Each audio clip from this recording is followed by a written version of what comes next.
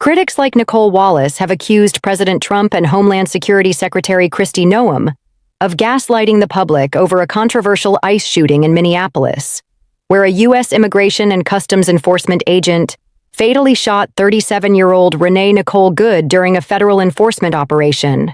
Local witnesses and city officials sharply dispute the administration's claims that Good was an immediate threat, and video evidence has raised serious questions about the justification for the use of deadly force. But Trump and Noem have repeatedly defended the agent's actions and characterized the incident as self-defense or imminent danger.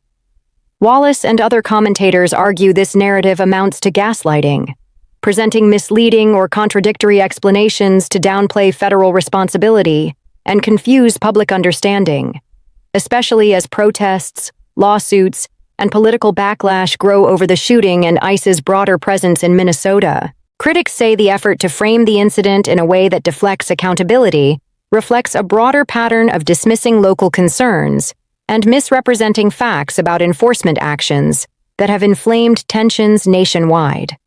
There is a mountain of new evidence and brand new reporting today that undercuts the original lie told by Donald Trump and his cabinet in the wake of the shooting death of Renee Nicole Good, that she was somehow threatening the life of the ICE agent who killed her. That lie has been used by the Trump administration to justify a surge of federal agents, more agents being sent to Minneapolis, and ever-increasing brutality being used against Americans and immigrants alike.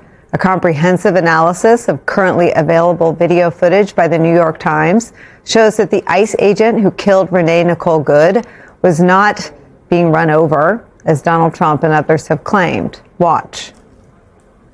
This moment is when Agent Ross fires. We see the other agent pull back from the SUV. Both of them stumble, apparently slipping on the ice. This is also the moment many have said looks like Agent Ross getting run over. And it does when watched at full speed. But looking more closely, we can see in multiple angles that there's a visible gap between the vehicle and his legs, indicating his feet are positioned outside the SUV's path. The agent's left hand is still against the vehicle and gripping his phone. We see as he fires, it's recording the clouds and the trees overhead. It's not because the agent is knocked to the ground. The other angle shows he's still standing, continuing to maintain his grip on his phone and his gun, and we see a clear and growing gap between his body and the SUV as he fires a second shot and a third. The New York Times also reports and concludes that it was indeed Good's killer who made the now infamous comments after shooting her. According to our analysis of audio from Agent Ross's cell phone video, this is his reaction. Good. This is the F word followed by the B word. A reminder, Donald Trump said that Good ran over the ICE officer who shot her. Vance said that she aimed her car at the officer. DHS Secretary Kristi Noem, wearing a cowboy hat, called her a domestic terrorist. All of that now flies in the face of all of the evidence and everything that anyone can see with their own eyes and ears. Transcripts of the 911 calls were also released last night. They capture the shock that firsthand eyewitnesses expressed and felt and shared with 911 operators in the immediate aftermath of the shooting. A sense of panic and a sense of fear for their own lives and the safety and well-being of their children jumps out from these transcripts. One caller says this to a 911 operator, quote, "A bunch of ICE agents on 33rd in Portland, they just shot a lady point blank range in her car. When the operator asks, how many are there? He responds, quote, there's 15 ICE agents and they shot her, like, because she wouldn't open her car door. Just before hanging up, he says this, quote, send an ambulance, please. Ambulance, please. Another caller to 911 tells a 911 operator this. ICE just shot someone on Portland between 33rd and 34th, shot an observer in her car and it crashed, end quote. The 911 operator responds by saying, quote, okay, somebody else just called us and, well, can you see the person who shot at all? The caller responds, "I'm sorry, I had to walk away because I have young kids and ICE is everywhere over there." But the person who was shot, you can see the car ended up crashing, so I don't think they're okay, end quote.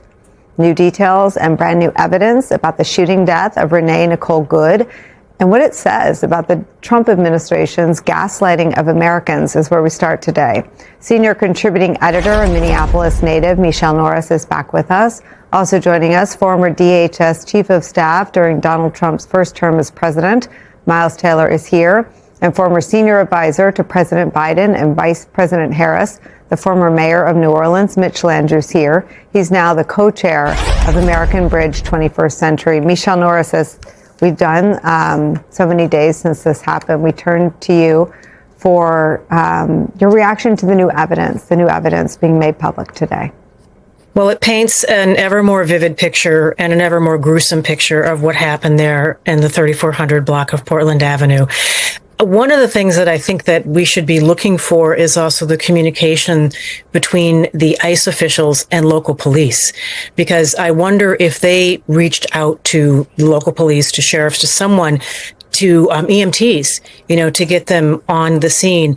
The language there certainly does not comport with the hasty conclusions that were made by the administration and shared with the public long before anybody had a chance to investigate this. There are so many questions about protocol here, about how quickly the car was taken away, about how quickly her body was taken away, about, in normal investigations, when you talk to law enforcement officials, normally what they do is they would separate everybody who was there on scene to make sure that that they could take testimony and that no one could collude and get together and get their story straight. None of those traditional protocols were handled. And so that's what happened in the 3400 block. What we're seeing now in the days after that is what has flowed from this in the state of where people feel like they're living in a state of terror and under a state of siege. It's also been reported today that there were, on Wednesday night, when there was that shooting on the north side of the city, there were some children that were taken to the hospital because they were in a van with their parents. The parents were trying to turn around and get away from the crowds that had gathered there. And you remember the pictures from that evening. There were chemical irritants that were used. The pepper pellets were used. And one of those flashbangs was emitted in the direction of the car, and there were several children in the car, and a couple of them had to go to the hospital, including a 6-month-old child who lost consciousness and stopped breathing for a time because of the chemical irritants that were in the air. DHS said that they were actually the victims of, and I want to get this right, rioters and agitators, and not the immigration enforcement agents. And they were saying if it were not for the people who showed up to observe or to protest, they wouldn't have had to use the flashbangs. But that's but one example of the kind of terror that's gripping the city, where children are wondering where their parents are. Some of the schools have been closed. We've talked about this. There's a lot of online learning because people are afraid to send their kids to school. Businesses are closing. People are afraid to go to work. And also we learned this afternoon that DHS has subpoenaed the personal information for employees of the Hennepin County healthcare system. That's a huge healthcare system.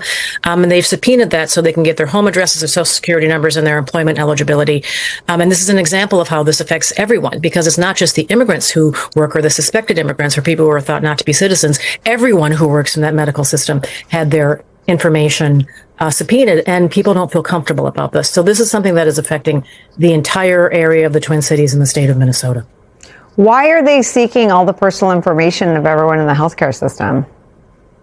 To check employment eligibility. I mean, it is thought that there are several people who are working in healthcare who might have immigration status and might not have legal immigration status. And it's a way that they can, check their eligibility. Oddly, I was talking to an attorney about this, and he said that they're uncomfortable with them seeking the information, but they do prefer that they actually look at information as opposed to doing the indiscriminate sweeps that seem to be happening elsewhere in the city, where they appear to be just approaching people who are commuting, who are on their way to work, who are on their way to school. He said at least in that case, they're at least looking for information to figure out someone's eligibility without, before just indiscriminately targeting them. Michelle, who is protecting the civilian population of Minnesota right now? This is a really difficult question that the police department is dealing with, that lawyers are dealing with. If you remember the images from Wednesday night, it was immigration officials that were doing crowd control. And that's not something that immigration officials do. I was talking to someone who works in law enforcement in the Twin Cities at that time. And, when they were looking at these images, he was wondering how many of those people on the ground have actually had training in crowd control. How many of them actually understand how to de-escalate situations like this? So, that raises one question about, are they there to protect and to serve people? Have they been trained, in how to do this?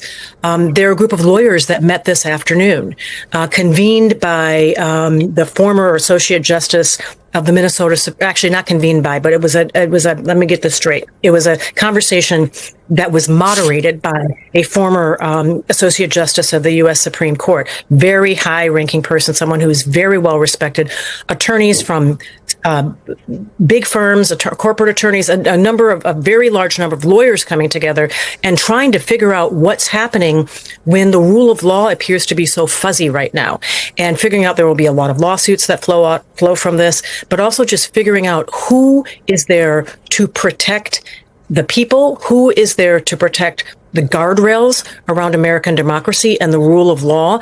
And there have been so many lines that have been crossed, and so many protocols that have been completely ignored or warped in some way, that the people of Minnesota in government and in the legal system are trying to figure out how to move forward in this and not just let this completely melt away, but figure out. New reporting directly contradicts the story Trump and his cabinet told about the shooting death of Renee Nicole Good, the claim that she tried to run over an ICE agent.